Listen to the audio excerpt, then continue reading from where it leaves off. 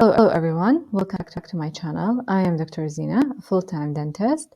Previously, I talked about the parts of an RPD and the different types of an RPD.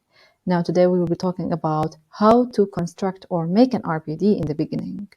But before we continue, make sure to smash the subscribe button down below in order to encourage me to do more and more videos.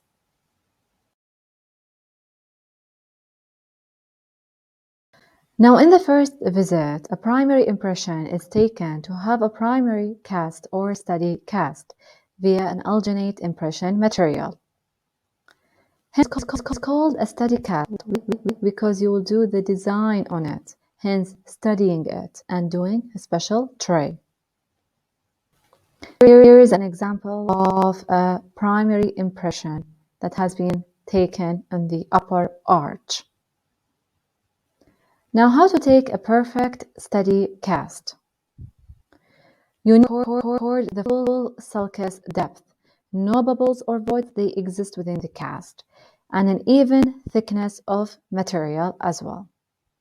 You can see in this picture, the material is evenly spread from anterior to posterior or vice versa. And there's no voids that exist or bubbles, and everything is recorded up to the retromolar pad region. Now, once you are done taking an impression, you need to disinfect it, then wrap your impression in a piece of wet tissue and pour it immediately to avoid any dimensional changes like shrinkage or expansion. Because the alginate, it can be affected by dimensional changes. So you need to place it in a piece of wet tissue, very important, immediately once you take an impression inside the patient's mouth. If your impression is left immersed in water, then expansion happens. If you leave it out dry with no any piece of tissue, wet tissue, then shrinkage happens. So once you take an impression inside the patient's mouth, you need to place it in a wet tissue, then pour it immediately. Don't keep it in a wet tissue for a long period of time, and do not keep it dry for a long period of time because it will cause expansion or shrinkage. Now, once you are done with taking your primary impression, we need to do a study cast. How study cast is made? The type that will be used is type 3 dental stone, which is the gypsum, the white material. You need to mix it with water until you have a creamy consistency. Then you need to use a vibrator, a machine called vibrator, to remove any air bubbles and fill your impression material all over. Then put it into a mold and allow it to set between 9 to 11 minutes. As you can see, this is the creamy consistency I am speaking about. Then you need to place your tray on the vibrator and allow this creamy consistency to flow all over from posterior to anterior.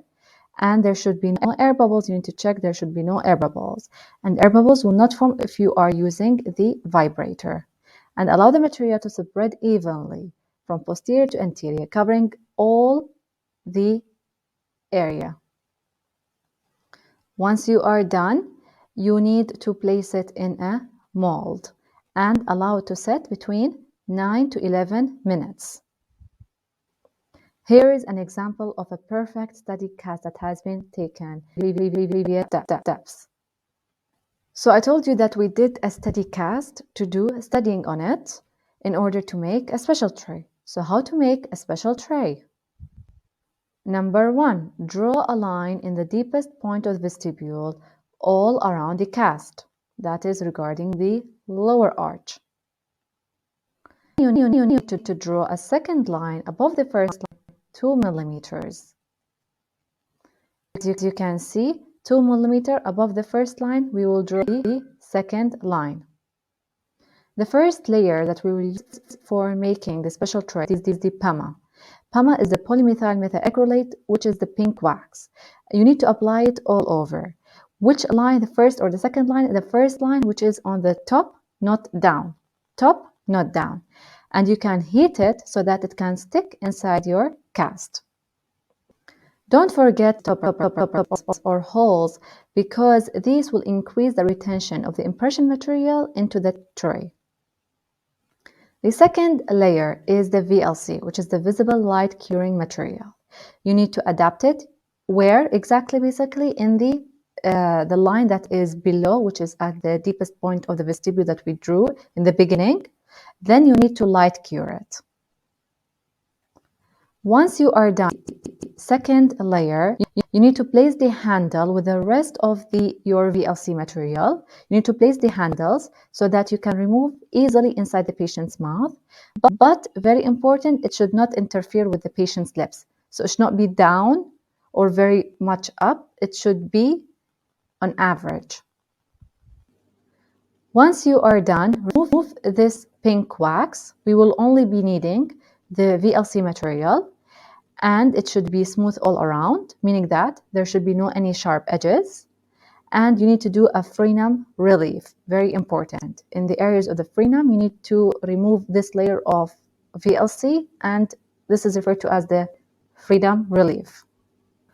Here is a picture showing the frenum relief. As you can see, this mountain-shaped frenum, this is what do I mean by the frenum relief.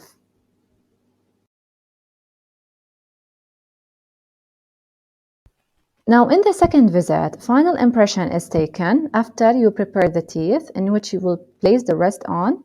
Now, how to prepare the rest?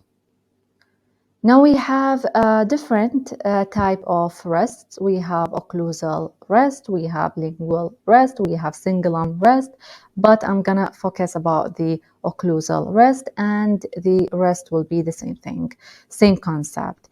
Now for the occlusal rest seat, it should be triangular shape, and the depth should be 1 to 1.5 millimeter maximum.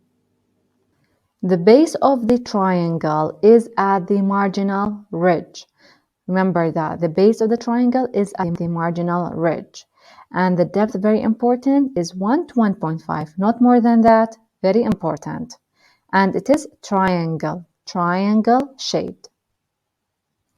Once you are done with preparing the teeth, inject light body around the patient's prepared tooth, while the dental assistant fills the impression tray with the heavy body.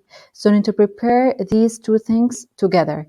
The dentist and the assistant, light body and heavy body, will be prepared at the same time. You need to fill the heavy body all around your special tray. So you need to fill it all around the special tray, then apply inside the patient's mouth and wait for a few minutes in order to set completely, then remove it.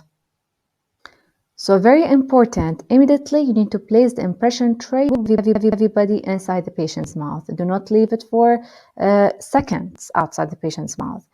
If mandibular impression is taken, then you need to ask the patient to raise his tongue and protrude it forward. Very important. After the material is set, then remove it from the patient's mouth and then send your tray to the lab.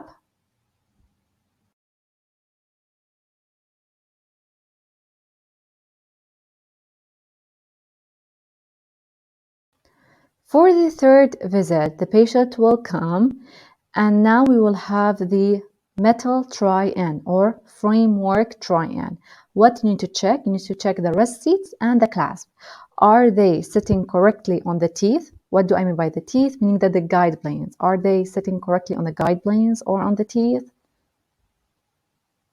So once the metal try-in is done, you need to place a layer of wax on which you will place the artificial teeth on, then send it to the lab.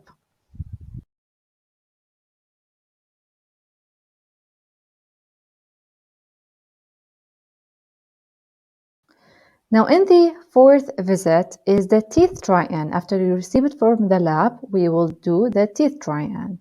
What are the things to check? The denture should not be coming out of the patient's mouth when he speaks or smiles. So we ask the patient certain questions and we ask him to smile as well to check if the denture is not coming out from the patient's mouth, because it is the last step before delivery. We need to check everything.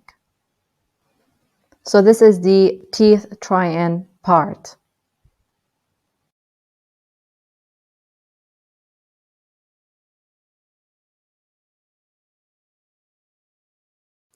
Last visit is why we need to do delivery in the 5th visit, not in the 4th visit, because we need to send it again to the lab to do polishing and smoothing for the teeth so that we will not have any rough surfaces. Now, what are the post-operative instructions that should be given to the patient after he receives his denture?